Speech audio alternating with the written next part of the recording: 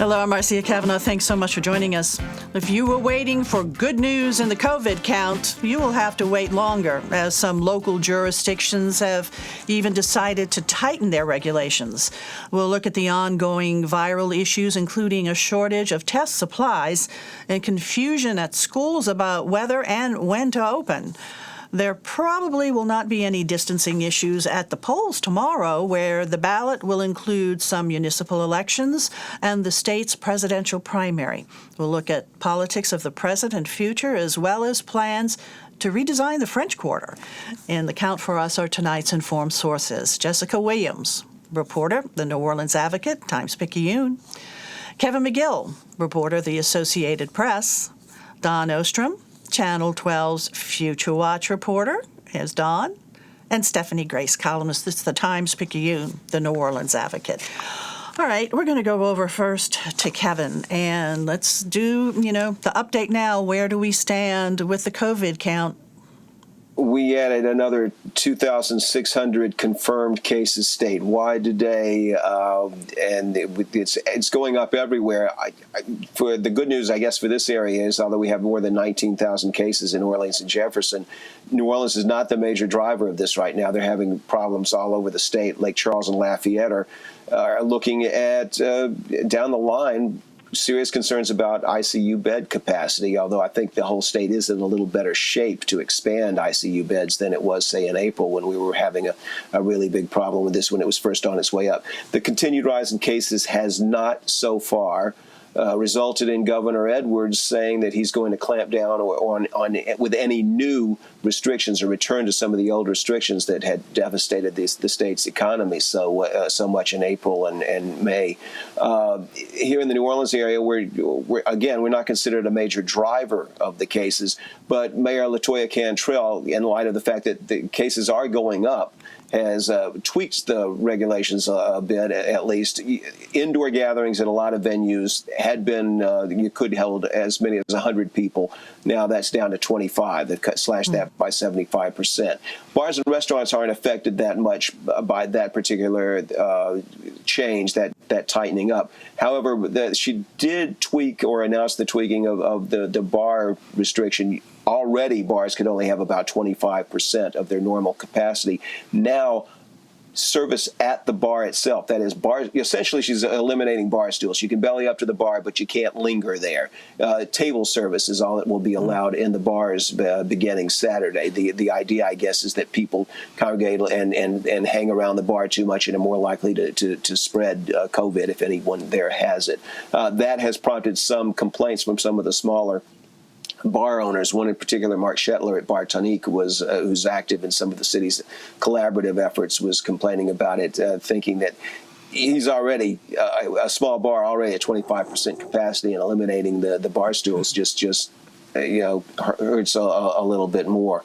But again, despite the fact that we're up by more than 2,600 cases in the state so far, the governor is talking about clamping down on enforcement. He has not gone so far as to say he's going to reiterate or reimpose restrictions yet, but that could be down the line if we don't find another way to stop the spread.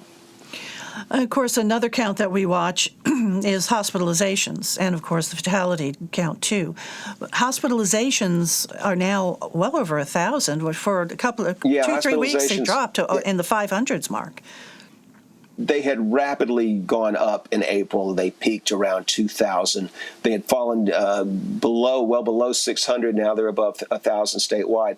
And to give you a picture of the New Orleans area, what's happening with hospitalizations here, there were more than 1,000 people hospitalized with COVID-19 in the New Orleans region of the state health department. That's Orleans, Jefferson, St. Bernard, and Plaquemine.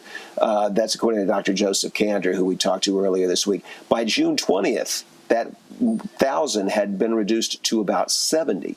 But it's going up again now. It was more than 120 earlier this week. And I think that, hospitalizations and percent positives, we're testing a lot more than we were back then, which is one of the drivers of why we're having more cases. That's a driver of the 2,600 cases. But the percentage positives, and there are various statistics on this. They do 3-day averages, 7-day averages, and there are also lags in the gathering, but of material. But we do know that percent positives are up considerably, and that and the increased hospitalizations are what has everyone worried. Now, the governor did sprinkle some what he called good news, and he stressed that you have to kind of strain to look for good news these days in the stats. But so far, the fatality count isn't what it was. Hospitalizations are not lasting as long. ICU bed is not as bad as ICU bed use is not as bad as it was in the early rounds of this crisis, but there's still hospitalizations going up. It has the potential to strain the healthcare system, and it's got the governor and the mayor imploring people to be socially distant, wear masks when you're out in public, and take all the necessary precautions. So if somebody's in a restaurant or a bar, let's say, obviously if you're going to be eating or drinking, it's difficult to have a mask on. But what is the protocol you are supposed to follow when you're in these places? Well, I've seen just going around looking at various restaurants and protocols and guidelines. Obviously, a table with your group, and presumably you're with. I think there's a hope that you're going to the restaurants and bars with people within maybe a family unit more often than just going out to visit with strangers. But you take off the mask, obviously, to eat and drink, and you can leave the mask off at the table. Again, we're only doing table service bars now, beginning Saturday. But when you're moving about the room, and of course the staff at the restaurant is extremely important, because they have the interaction from table to table, from person to person, that they wear their mask at all times. Citations for violations. Are we seeing anything being issued? I think we're seeing that right now there's a lot of warnings. There will be more citations, I think, as if the problem isn't corrected soon. The governor and people at the local enforcement level are I think they're in kind of a balancing act right now. They don't want to push too hard where people think their rights are being infringed on. At the same time, they're going to have to clamp down sooner or later if the numbers don't improve soon. So right now, it's more of a jawboning issue. The governor and the mayor and officials everywhere are just imploring people to please wear your mask and don't go out if you don't have to, especially if you're in a vulnerable population. And keep that social distance and don't be part of large groups. There are some mask mandates, actually, in localities, not statewide. Yeah, the governor has resisted that, but we've been seeing. We discussed it last week. Jefferson Parish, East Baton Rouge Parish, and there have been others. I believe Shreveport has one now. Shreveport, those are restraining order. Kenner had one. And Texas now, actually, and part of Mississippi, which is interesting because Republican governors. Right. I think, Mississippi, as you've seen Governor Tate Reeves, again, resisting that statewide regulation so far, but really imploring people to please use the mask. But he imposed, actually, in certain counties, he's imposed a ban. That's true. Yeah. That's true, yeah. Okay, moving on now. We're going to move over to Jessica, and it's, still on this issue of COVID-19, and that's testing. And testing, there's just always been an emphasis on testing. It's really important. And then, of course, contact tracing. We've been doing pretty good here in this area, in this region of testing, but now we're starting to see a problem with supplies. We have been, and it's problematic that we are, particularly because of the increase in cases that you guys just described that's causing us to have to tighten restrictions in some cases on bars. So essentially what's going on is the city has a limited number of materials or supplies that go into the testing machines that are being in use by Ochsner and LCMC and some of the hospitals that made a big push early on to rely on their own machines and their own materials for testing as opposed to private commercial labs.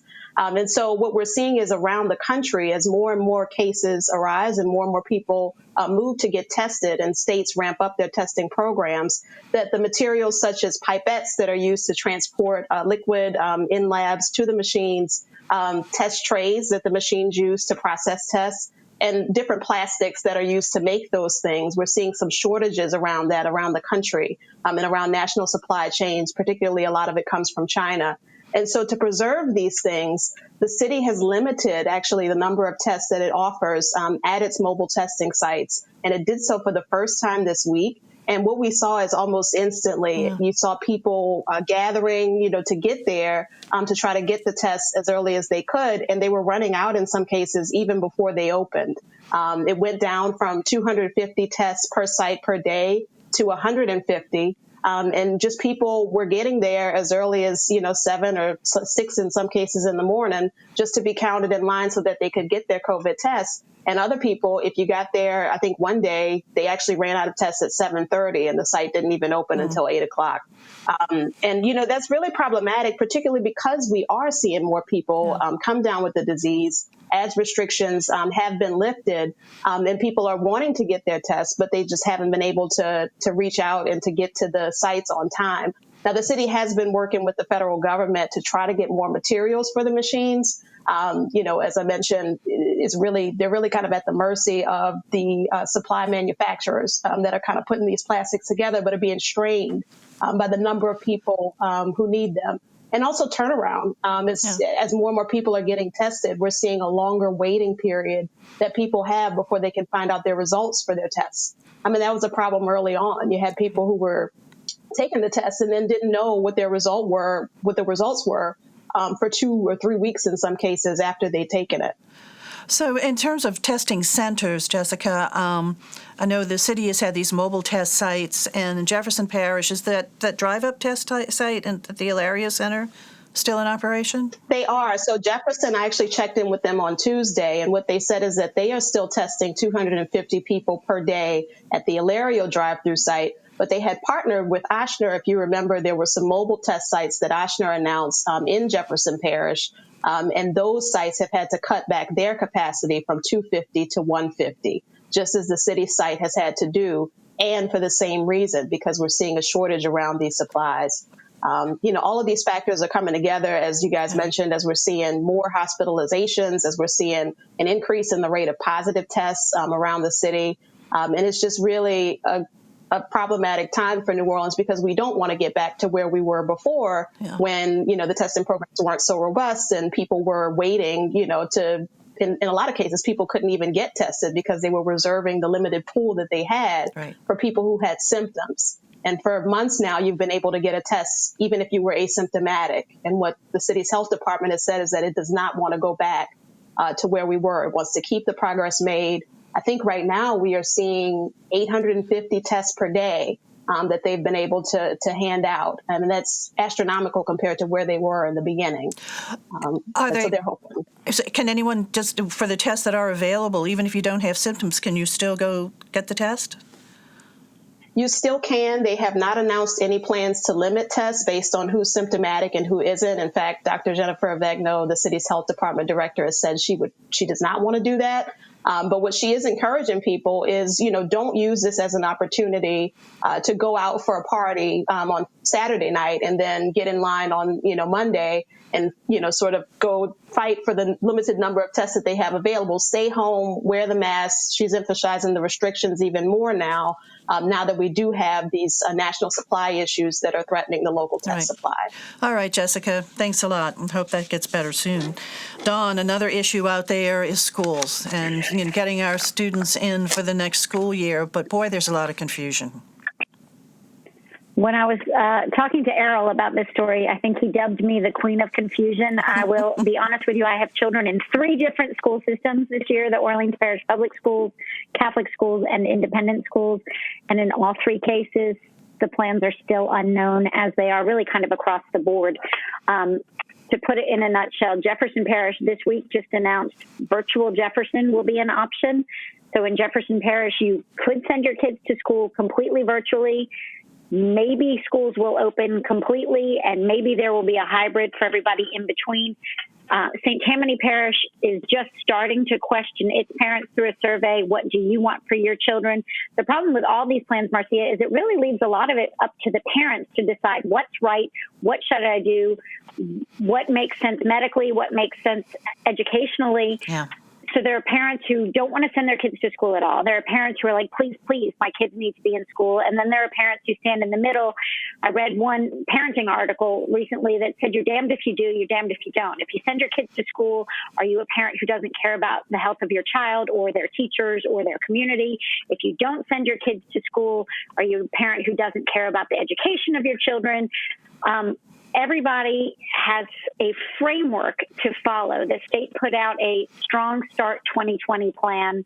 Then on top of that, the Archdiocese of New Orleans, for its 75 Catholic elementary and high schools, put out a 72-page guidance document that public schools are letting each individual school kind of decide what works for them. Yeah. There are no mandates, and that makes it really tricky. There are protocols. There should be masks for children in third grade and up. There should be hand washing. There should be social distancing. But in none of this framework does it say there must be, except for if there's a child who tests positive for coronavirus. In that case, that child must be removed from the school for at least 14 days. But other than that, it's this wait and see. I know in the case of my daughter, who's going to be a freshman at Ben Franklin High School, they said they were meeting this week, and early next week they'll release what their plan is. I know they've already changed some of their academic structure, so they'll only take 4 classes per semester, which will limit their exposure to other children. And a lot of schools are doing that. Smaller groupings, don't have a whole lot of exposure. Eat lunch in your classroom. Don't go to the cafeteria. Don't congregate in hallways. Some schools are doing away entirely with lockers. It's really, really just complete confusion from the perspective of parents. When will we know? What will we know? And then how do you decide? Do your kids, and a lot of it depends on what your personal life is like too. Can you afford to be home with your children, and can you work from home, or do you need your kids to be at school so you can go to work? Right. It's a mixed bag, and the confusion isn't going to be over until at least late July at the earliest, and schools are supposed to start early August. Most schools start that week of August 10th. I mean, I think that's wishful thinking, too, that the confusion's going to be over that soon. And, it's all really dependent on how our numbers, really look in terms of the infection, too. That's going to impact everything. Well, and if you recall back in March when the shutdowns first happened, it was almost as if the colleges were leading the way, and then it trickled down into high schools and elementary schools, and the colleges keep changing their plans. Right. Several universities announced this week that they would have their freshmen and their juniors on campus in the fall, and then they'd have their sophomores and their seniors on campus in the spring, and they wouldn't mix them up. And some of them went all online as of this week. Sports are being canceled at the college level in some leagues, but not others. Sports are still underway in Louisiana, but, ask me again tomorrow and the whole thing will have changed again. Just so many unknowns. And you mentioned Errol, and I neglected to say that Errol is off tonight. All righty. Well, I guess all we can do is just wait and see. What's going to be happening, but we certainly do. Patient. Everybody certainly wants to get our kids educated and in school, because their social interaction is so important too, with their classmates. Yes, it is. All right. Thanks a lot, Dawn. Stephanie, over to you. Tomorrow is Election Day. Tell us, what are we going to be voting for? Yeah. Well, this is, think back, this was the election that was supposed to happen way back in April, and it was delayed, and it was delayed again because of the coronavirus. Back in April, remember, we had a competitive Democratic presidential primary. Bernie Sanders was still around. Michael Bloomberg was hoping to make a run, and of course, Joe Biden. So people can go and vote tomorrow. I think we all know what the result is going to be. If you're a Democrat, you've got Joe Biden. If you're a Republican, you've got Donald Trump. So this is more of a procedural vote. Yeah. And again, only Democrats can vote in the Democratic primary, only Republicans in the Republican primary. Also on the ballot, some party offices, Republican and Democratic Executive Committee and State Central Committee. So this is where you get to vote for your local politicians and your neighbors and your neighborhood leaders to go off and not be elected, not be, government officials, but to be party officials. The people on the Democratic side will actually have an important choice to make, because we found out this week that Karen Carter Peterson, the longtime chair of the state Democratic Party, also a state senator, is stepping down from the party post, not the state Senate post. She'll still be in the legislature. So one of the things that this new group of people will do is elect a new leader. And that's kind of an interesting political story because, of course, she is the top Democrat, but then there's a Democratic governor, and they have often been at odds. So this is going to be kind of something to watch. Couple of local elections in different places. In Orleans Parish, there's an election for first city judge. And that is, it's kind of a low-level, down-ballot election normally. But it's a little interesting because this is the judge that will be handling a lot of evictions. And of course, we're expecting a big wave of evictions now that the moratorium has ended. So this will be to replace Angelique Reed, who passed away. And there are 5 candidates, so all Democrats probably will be a runoff. And that's for First City Court? First City Court, yes. And that's on the East Bank. There's one on the East Bank, one on the West Bank. Excuse me. And in Mandeville, and also another race with 5 candidates, all Republicans this time, to be the new mayor of Mandeville to replace Donald Villery, who is not on the ballot. Term limited, right? Term limited, yeah, and a lot of political intrigue, and the council. This is a place where the council members led a charge to reduce the salary of the mayor. It's still a very nice salary, frankly, for a small town, but it is lower than it was. So there's a lot of kind of local intrigue there. And there are 5 candidates. Any of the ones who seem to be polling highest? A couple on the council, and a third who was actually the choice of Donald Villery, his chosen successor. Okay. One of the interesting things about this election is the kind of procedural changes that we've seen because of COVID. Yeah. If you remember, a few months ago, there was a big debate in the legislature about whether to allow more mail balloting and kind of open it up, make it more accessible to people who might not be comfortable going to the polls, and also if they can't find enough poll workers, because I think we all know a lot of poll workers are older, and that's the vulnerable group. So what we saw, and they did expand early voting. They made it longer than usual. They expanded mail balloting to some extent. There was a big political fight over this because, of course, if you follow presidential politics, you know that the Republican Party, starting with Donald Trump, has been kind of railing about mail balloting, which is something that's popular with Democrats, saying really without any evidence that it is open to fraud. Louisiana already does mail balloting, and we really haven't had fraud, and that's the case pretty much everywhere. But, it's an electoral advantage sort of thing. Well, are we seeing more mail-in balloting? So we are, and it's interesting that they didn't go as far as Governor Edwards and the Republican Secretary of State, Kyle Ardoin, originally proposed. For example, right now, you can get a mail ballot if you're over 65. They wanted to change it to 60. That was rejected by Republicans in the state Senate. If you had concern that you might be exposed to COVID, that was enough of a reason in the original proposal. That was not accepted. You can still do it if you have symptoms. There is a category of conditions. It's smaller than originally proposed, and to me, like, the concern category is a big hole, possibly. Right. But ultimately, we are seeing more that people But we are seeing more. And again, given that it's really not a very important election, it's interesting to see that the numbers are pretty high. I think that signals probably that there's just a lot of energy and a lot of attention to the presidential politics. Okay. And we don't, and I should say that these rules are not necessarily the rules that will be in place for the fall. Right. Debate is still to come. Okay, so election day tomorrow. Yes. Okay, thanks a lot, Stephanie. We're going to go back over to Jessica right now. And there's some talk about using the French Quarter in a different way. What's sort of being bandied about, Jessica? Yeah, so the city has been actually looking at various ways to pedestrianize the French Quarter, to limit cars in certain areas, to make cars go slower in other areas. And, this is really bubbling out of, something that has been sort of floated for a while, but was always, criticized by groups in the quarter, neighborhood groups, residents, as something that would take away from the tout ensemble, the overall vibe of the French Quarter.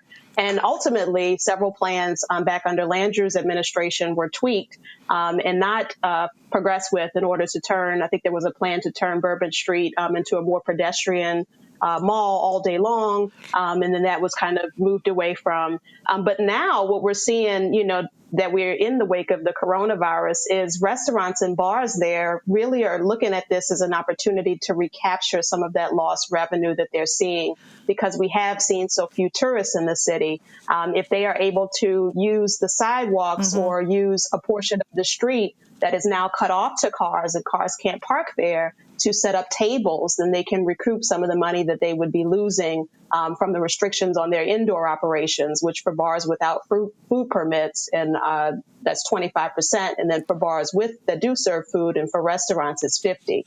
And so what the city has been actually doing is working with the French Quarter neighborhood groups, the French Quarter Business Association, VC Pora, and several other groups to come to a consensus around several different ideas. And a few of them I'll just read aloud. They're looking at a plan that would actually require all cars who are in the French Quarter on its interior streets to go no faster than 15 miles per hour if they are allowed. A second plan, and these plans, I should say, once this is all said and done, they could be, there could be several of them that could be considered together into one package, or there could be just one or two of them that's pulled out of the group of seven. Another plan would actually close Frenchman Street, which is nearby in the Marigny, to cars each night. That street already kind of functions as an impromptu pedestrian mall for some holidays and special events. Let me break in here because I'm running out of time. This is all under study. Will residents be able to, and business owners, have their say in this? Real quick. Yes, and so the city has formed two separate teams right now that's going over the plans. One is an internal team and one is an external team. And they're hoping over the next couple of months to be able to go through a broader public process where they would invite numerous residents to come and opine on it. All right. Thanks a lot, Jessica, but time to wrap us up right now. There's some other stories in the news that, we just run out of time, can't touch on all of them. Kevin, what are some of those? Real quick. Well, we've got over in Jeff Davis Parish, a civil rights group has asked for a federal investigation into the Jefferson Davis Parish Sheriff's Office and law enforcement agencies over there. They've had scandals coming in and out over the years. Right now, the group is alleging drug trafficking and even human trafficking among people in law enforcement in Jeff Davis. All right. We'll be looking for that. See what that uncovers. Dawn. The Pelicans have arrived at the bubble in Orlando, and professional sports, or at least New Orleans' first professional sports team, is supposed to be back in action. It's going to be interesting to watch what happens with players getting tested daily. All right. Stephanie? Back to elections. We have a big fall election for district attorney in Orleans Parish. We're less than 2 weeks away from qualifying.